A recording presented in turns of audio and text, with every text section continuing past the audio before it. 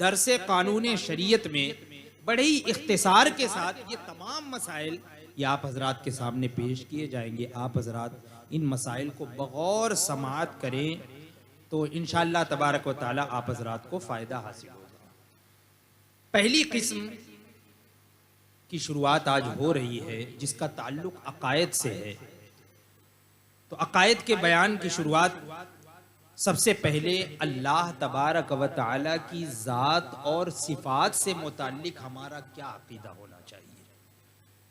یہ آپ حضرات عقیدے سے متعلق باتیں ذہن نشین کر لیں کہ ہمارا عقیدہ کیا ہونا چاہیے اللہ تبارک و تعالی کی ذات سے متعلق, اس کی صفات سے متعلق.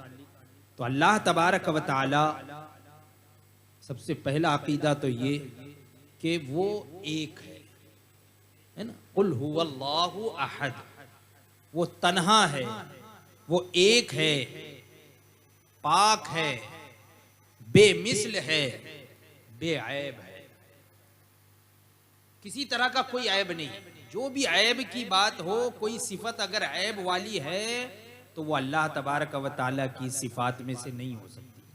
وہ بے عیب ہے بلکہ وہ ہر کمال اور ہر خوبی کا جامع ہے. یعنی جو کمال ہوتا ہے کسی صفت میں, جو کمال کا مطلب یعنی کامل سے بھی اکمل, مکمل, اس کو کہتے ہیں کمالیت. جو ایک دم مکمل ہو جائے تو ہر کمال, ہر خوبی کا وہ جامع ہے. یعنی وہ صفتیں جو صفتیں کمالیہ ہیں اور وہ صفتیں جن کے اندر خوبیاں پائی جاتی ہے, اللہ تبارک و تعالی ان تمام چیزوں کا جامع ہے, ہر کمال و خوبی کا جامع ہے. کوئی کسی بات میں نہ اس کا شریک, نہ برابر, نہ اس سے بڑھ کر نہیں, نہ کسی طریقے سے اس کا کوئی کسی بات میں اس کا شریک نہیں ہو سکتا. بات میں کا مطلب یہ ہوا یعنی اللہ تبارک و تعالیٰ کی ذات میں بھی کوئی شریک نہیں ہے. شریک کا مطلب ہوتا ہے پارٹنر, شرکت کرنے والا. تو اللہ تبارک و تعالیٰ وہی ہمارا رب ہے اور یہی ہمارا عقیدہ ہے کہ ہمارا ایک ہی خدا ہے, وہی وحدہ لا شریک ہے. وہ اللہ تبارک و تعالیٰ کی ذات و صفات ہے, وہی ہمارا خدا ہے, ہمارا رب ہے, تنہا ہے, ایک ہے. اس کی خدائی میں یعنی اس کے رب ہونے میں, اس کے معبود ہونے میں اور کوئی اس کا شریک نہیں ہے. یعنی اگر ہم عبادت کریں گے تو صرف اور صرف اللہ تبارک و تعالیٰ کی کریں گے, اس کے ساتھ اور کسی کو شریک نہیں ٹھہرائیں گے, نہ ہی کسی کو اس کے برابر مانیں گے, نہ ہی اس سے بڑھ کر مانیں گے. وہ مع اپنی صفات کمالیہ کے یعنی اس کی جو صفتیں کمالیہ ہیں ان کے ساتھ رب تبارک و تعالی ہمیشہ سے ہے اور ہمیشہ رہے گا. ہمیشہ سے ہے اور ہمیشہ رہے گا, یہ بھی ایک عقیدہ. یہاں پر ایک بات میں آپ حضرات کو بتا دوں کہ اللہ تبارک و تعالی کی ذات و صفات سے متعلق جو عقیدہ ہمیں بتایا گیا ہے تو اس عقیدے پر ایمان لانا, اس کو دل سے ماننا اور زبان سے اس کا اقرار کرنا یہ ضروری ہے. دل سے اس کی تصدیق کرنا یعنی اس کو سچ ماننا. عام طور پر اللہ تبارک و تعالیٰ کی ذات و صفات سے متعلق جو عقیدہ بیان کیا جاتا ہے تو شیطان وسوسے ڈالتا ہے. شیطان وسوسے ڈالتا ہے جیسے کہ یہ عقیدہ وہ ہمیشہ سے ہے, ہمیشہ رہے گا. تو ہو سکتا ہے کسی کے دل میں شیطان وسوسے ڈالے کہ ہمیشہ سے ہے, تو کوئی تو ایک وقت ہوگا کہ جب کچھ نہیں ہوگا. ایسا یعنی ہمیشہ سے ہے کیسے ہو سکتا ہے؟ اس لیے کہ ہماری عقل جو ہے نا, یہ عقل بھی اللہ ہی نے پیدا کی, اللہ ہی کی بنائی ہوئی یہ عقل ہے, تو یہ محدود ہے. تو ہماری سوچ محدود ہے. سمجھ میں آئی بات؟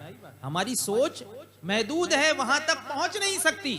تو اس لیے اللہ تبارک و تعالیٰ کی ذات, صفات تقدیر وغیرہ سے متعلق جو عقیدہ بیان کیا جائے تو بس آمنا صدقنا، ہم اس پر ایمان لائے، ہم اس کی دل سے تصدیق کرتے ہیں، ہم اس کو سچ مانتے ہیں، اس میں زیادہ ایچ پیچ نہیں کرنا چاہیے. یہ بات یاد رکھیے گا، زیادہ کسی کو سوال نہ کریں، اس بارے میں زیادہ گفتگو نہ کریں، بس جو عقیدہ بیان کیا گیا بس اسی پر ہمارا ایمان. اگر اس طریقے سے آپ سچ مانیں گے اور ایسا عقیدہ رکھیں گے تو انشاءاللہ تبارک و تعالی آپ کے عقیدے اور ایمان میں اللہ تبارک و تعالی اور پختگی پیدا کرے گا. اور جو لوگ اس کے اندر لگ جاتے ہیں نا سوالات میں، ایچ پیچ میں، تو یہ گمراہی کا راستہ ہے. اور اسی طور پر اچھے اچھے بڑے بڑے عالم کہلانے والے گمراہ ہو گئے اسی وجہ سے، زیادہ سوچنے کی وجہ سے، اپنا علم بھگاڑنے کی وجہ سے. بہت زیادہ میرے پاس علم ہے تو اس میں بہت زیادہ ایچ پیچ کرنے لگے تو اس کی وجہ سے بہت سے لوگ گمراہ ہو جاتے ہیں. تو جو عقیدہ بیان کیا جا رہا ہے اس کو بس اس پر ایمان لانا ہے، اس کو سچ ماننا ہے، یہی ہمارا عقیدہ ہے. تو وہ ہمیشگی کے ساتھ، یعنی ہمیشہ ہے اور ہمیشہ رہے گا. ہمیشگی صرف اسی کی ذات و صفات کے لیے، صرف وہی اس کی ذات اور صفات ہمیشہ سے ہے اور ہمیشہ رہنے والی ہے، بس اسی کے لیے ہے. اس کے علاوہ جو کچھ ہے پہلے نہیں تھا، جب اس نے پیدا کیا تو ہوا. پہلے نہیں تھا، جب اس نے پیدا کیا تو ہوا. یہ عقیدہ رکھنا ہے. اللہ کے علاوہ، اللہ کی ذات و صفات کے علاوہ جو کچھ بھی ہے، کچھ بھی، تو وہ سب کے سب اللہ تبارک و تعالیٰ کی پیدا کی ہوئی. اس نے پیدا کیا تو ہوا اور ہمیشہ سے ہے، ہمیشہ رہنے والا وہ کون ہے؟ وہ صرف اور صرف اللہ تبارک و تعالیٰ ہے. اسی کی ذات و صفات ہمیشہ سے ہے اور ہمیشہ رہنے والی ہے. وہ اپنے آپ ہے، اس کو کسی نے پیدا نہیں کیا. اس نے سب کو پیدا کیا، اس نے سب کو بنایا، اس نے سب کی تخلیق فرمائی، لیکن وہ اپنے آپ ہے. کیا مطلب؟ یعنی وہ کسی کی اولاد نہیں ہے. اسے کسی نے پیدا نہیں کیا. جیسا کہ قرآن پاک میں ہے لم یلد ولم یولد، لم یلد ولم یولد، نہ ہی اس کی کوئی اولاد اور نہ ہی یہ کسی کا پیدا کیا. اللہ تبارک و تعالیٰ کی اولاد بھی نہیں ہے. پیدا کیا یعنی بنایا، تخلیق کی. پیدا کرنے کا مطلب یہ نہیں ہے کہ جیسے ماں باپ بچے کو پیدا کرتے ہیں تو وہ پیدا کرنا، نہیں، بلکہ تخلیق یہاں مراد. اللہ تبارک و تعالیٰ کی کوئی اولاد نہیں اور نہ ہی کوئی باپ ہے نا، کچھ بھی نہیں. اسی لیے حضور مفتی اعظم ایک شعر میں فرماتے ہیں کہ سوتا پیتا کھاتا نہیں، سوتا پیتا کھاتا نہیں، اس کا رشتہ ناتا نہیں، اور اس کے پتا اور ماتا نہیں، اس کے جورو جاتا نہیں. وہ رب تبارک و تعالیٰ کی ذات ہے نا، کہ وہ ان تمام چیزوں سے پاک ہے، سونے سے، کھانے سے، پینے سے، اور یہ رشتہ داری سے، اور ماں باپ سے، اولاد سے، بیوی سے، ان تمام چیزوں سے وہ پاک، وہ رب تبارک و تعالیٰ کی ذات ہے. تو فرما رہے ہیں کہ اس کے سوا جو کچھ ہے پہلے نہ تھا، جب اس نے پیدا کیا تو ہوا. وہ اپنے آپ ہے، اس کو کسی نے پیدا نہیں کیا، نہ وہ کسی کا باپ، نہ کسی کا بیٹا، نہ اس کی کوئی بیوی، نہ رشتہ دار. سب سے بے نیاز اللہ تبارک و تعالی ہے. وہ کسی بات میں کسی کا محتاج نہیں اور سب اس کے محتاج ہے. وہ کسی کا محتاج نہیں ہے، اس کو کسی کی ضرورت نہیں ہے. ہم عبادت کرتے ہیں تو یہ مت سمجھیے کہ ہم نماز پڑھ رہے ہیں تو اللہ تبارک و تعالیٰ کو ہماری نمازوں کی ضرورت ہے، محتاج ہے معاذ اللہ. نہیں، وہ کسی کا محتاج نہیں.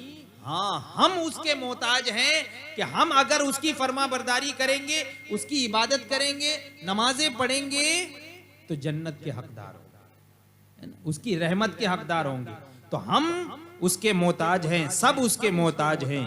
روزی دنیا، روزی دینا، مارنا، جلانا، یہ سب اسی کے اختیار میں ہے۔ رزق بھی وہی دیتا ہے، مارتا بھی وہی ہے، زندہ بھی وہی فرماتا ہے۔ وہی رب تبارک و تعالی ہے، وہ سب کا مالک ہے، جو چاہے کرے، اس کے حکم میں کوئی دم نہیں مار سکتا، یعنی اس کے حکم کے اوپر کسی کا حکم نہیں چل سکتا، بغیر اس کے حکم کے ایک پتا نہیں ہل سکتا، کوئی دم نہیں مار سکتا، بغیر اس کے چاہے ذرہ نہیں ہل سکتا، وہ ہر کھلی چھپی ہوئی انہونی کو جانتا ہے، چاہے ظاہر ہو کہ چھپی ہوئی ہو، آپ چھپا کر کرو یا ظاہر طور پر کرو، اللہ تبارک و تعالیٰ سب جاننے والا ہے، ہر چیز کو جانتا ہے، ہر انہونی کو جانتا ہے، کوئی چیز اس کے علم سے باہر نہیں، دنیا جہان سارے عالم کی ہر چیز اسی کی پیدا کی ہوئی ہے، سب اس کے بندے ہیں، سب اس کے بندے ہیں، وہ اپنے بندوں پر ماں باپ سے زیادہ مہربان رحم فرمانے والا ہے،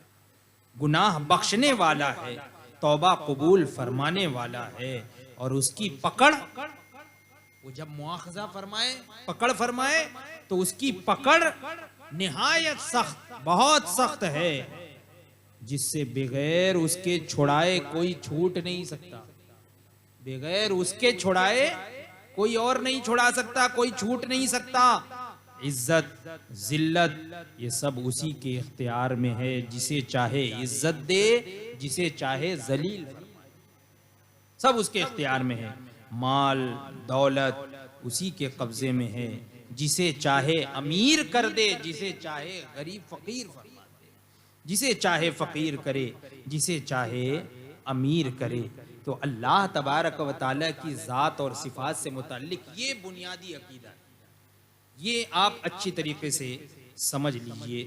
اسی طریقے سے ہدایت اور گمراہی یہ بھی اسی کی طرف سے، ہدایت اور گمراہی بھی اسی کی طرف سے ہے، جسے چاہے ایمان نصیب ہو، اور جسے رب تبارک و تعالی جسے چاہے تو وہ کفر میں مبتلا ہو، وہ کفر میں مبتلا ہو، وہ جو کرتا ہے وہ حکمت ہے، انصاف ہے، ایسا نہیں ہے کہ ناانصافی کر رہا ہے معاذ اللہ، نہیں، انصاف ہے، مسلمانوں کو جنت عطا فرمائے گا، کافروں پر دوزخ میں عذاب کرے گا، اس کا ہر کام حکمت ہے، بندے کی سمجھ میں آئے یا نہ آئے، میں پہلے ہی بتا چکا، چاہے ہماری سمجھ میں آئے یا نہ آئے، اس میں زیادہ پڑھنا نہیں ہے، بس یہ سمجھ لیجئے کہ اللہ تبارک و تعالیٰ کا ہر کام، تو ہر کام میں کوئی نہ کوئی حکمت ہے، اب وہ حکمت ہماری سمجھ میں آ رہی ہو کہ نہ آ رہی ہو، ہر کام حکمت ہے، بندے کی سمجھ میں آئے یا نہ آئے، اس کی نعمتیں، اس کے احسان بے انتہا ہیں، وہی اس لائق ہے کہ اس کی عبادت کی جائے، یہ جس کی صفتیں ہیں وہ ذات، تو وہی اس لائق ہے کہ اس کی عبادت کی جائے، اس کے سوا دوسرا کوئی عبادت کے لائق نہیں ہے، یہ ہمارا بنیادی عقیدہ ہے، یوں سمجھ لیجیے کہ اللہ تبارک و تعالیٰ کے علاوہ ہم کسی کی عبادت نہیں کرتے۔ اب جو گمراہ گر لوگ ہیں وہ ہمیں گمراہ کرنے کی کوشش کرتے ہیں کہ تم جو ہے حضور کو پکار رہے ہو تو شرک ہو گیا، یا رسول اللہ کہنا شرک ہو گیا، یا کسی سے مدد مانگنا شرک ہو گیا، اور اس طرح جو ہے تم مشرک ہو جاؤ گے۔ دیکھو، ہم حضور کو پکارتے ہیں بے شک، بزرگان دین کو پکارتے ہیں بے شک، ان سے مدد مانگتے ہیں بے شک، لیکن ہم انہیں معبود نہیں مانتے، ہم ان کی عبادت نہیں کرتے، ہم کسی نبی کی عبادت نہیں کرتے، کسی ولی کی عبادت نہیں کرتے، بلکہ ہمارا عقیدہ اور ایمان یہی ہے کہ وہی رب تبارک و تعالی، وہ اللہ کی ذات ہے کہ جو معبود حقیقی ہے، وہی عبادت کے لائق ہے، اس کے علاوہ کوئی عبادت کے لائق نہیں ہے، کوئی معبود نہیں ہے، سب کے سب اس کے بندے ہیں۔ ہاں، یہ انبیاء و مرسلین علیہم الصلاۃ والتسلیم، یہ اس کے مقرب بندے ہیں، اس کے خاص بندے ہیں، اور وہ جب اس کے خاص بندے ہیں تو ہم اگر ان سے مانگتے ہیں یا ان کو پکارتے ہیں تو اس حیثیت سے پکارتے ہیں کہ اللہ تبارک و تعالی معبود حقیقی ہے، وہ انہیں عطا فرماتا ہے تو وہ دیتے ہے نا، تو ہم انہیں معبود نہیں مانتے، یہ یاد رکھیے گا۔ تو یہ جو عام طور پہ عوام کو گمراہ کرنے کی کوشش کرتے ہیں نا، سب سے پہلے یہی اسی طرح کی بات کہتے ہیں۔ تو یہ عقیدہ چند عقائد میں نے آج بیان کر دیے، انشاءاللہ تبارک و تعالی آئندہ بھی چند عقائد جو ہے وہ بیان کیے جائیں گے درس قانون شریعت میں۔ آپ حضرات پابندی کے ساتھ اس سنی دینی نشست میں جو ہر مہینے کے دوسرے اتوار کو اور چوتھے یعنی آخری اتوار کو یہاں سنی دینی نشست، ہر مہینے 2 نشستیں ہوتی ہیں، تو آپ حضرات ان دونوں نشستوں میں حاضر ہوا کریں، انشاءاللہ تبارک و تعالی آپ کو علم دین بھی حاصل ہوگا، اور پھر آپ جب علم دین حاصل کر کے عمل کریں گے تو انشاءاللہ اس کا فائدہ بھی آپ کو میسر آئے گا، اس کا فائدہ بھی حاصل ہوگا۔ اللہ تبارک و تعالی ہم تمام لوگوں کو مسائل شرعیہ سیکھ کر اس پہ عمل کرنے کی توفیق عطا فرمائے۔